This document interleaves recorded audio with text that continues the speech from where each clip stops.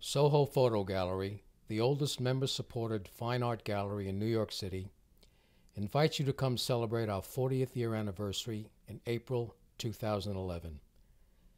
The exhibition, running throughout the entire month, will feature images by a select group of the founding members, who, while working for the New York Times in 1971, were eager to get their work out to the public. Starting in a small space on Prince Street, Lee Romero, Mark Haven, David Chalk, and a small group of early members, Catherine Ursillo, Frank Tartaglia, Sonia Ketchin, and Harvey Stein, laid the seeds of the Soho Photo Gallery. Recently, we sat down with 5 of the original members to discuss Soho Photo's beginnings. So come join us in April for the month-long celebration. Can't remember his name for the life of me. Yeah, That's true. and that's Tyrone Duke's woman, that old Who's this woman. young guy?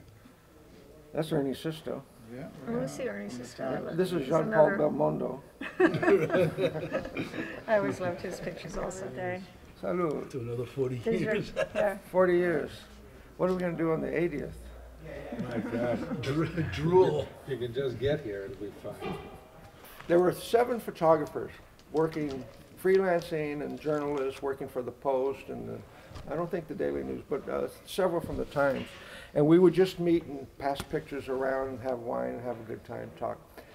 And we started talking about showing our work somewhere, and so we decided we needed to find a space. It was just going to be 7 photographers. And we found a space on the Bowery that was pretty reasonable, but we didn't. The neighborhood was still pretty scruffy. And then Jill Friedman also was in the group, and she and I were walking down West Broadway, and we saw the sign at Prince, and where it became the gallery.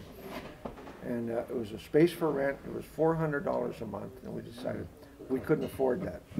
So we decided to open it up, and we put an ad in the paper, and that's, I think, where everybody, Yeah. you were there the first night, Mark was there, and you were there the first night. Yeah. There was really like 50 or more photographers showed up with portfolios, and we were going to be looking at them and deciding, you know, who we wanted in and who not. And it was like just the most chaotic scene you've ever seen. We just gave up. We threw our hands in the air and said, okay, anybody that wants to be in this gallery, just give us $35 and you're in, and then and that's how it started. To me, the idea was really just about sharing photography. It wasn't You were ahead about of your time. This is like a It was also an impossible Freeware, city you to know. exhibit in those days. You know, Yeah, there was that was Witkin and there was a few places, and that was it. and they weren't interested. If you came off the street, they just, I think we predated Witkin. Yeah, maybe. Yeah, well, I kind of started with New York Free Press, which was an anti-war newspaper at the time. And so, I mean, I didn't get paid much, obviously, but I started working there. And then I started getting some corporate jobs. And New York Telephone, and went from there. see, that was the original premise. You know, you talk about, we were 7 photographers that would only meet to share our work, you know, because we had no other place to show them or anyone. Things that were not going to get published because most of us were working for either freelancing or working for a newspaper. But even when the gallery started and there were so many members, we would have weekly meetings.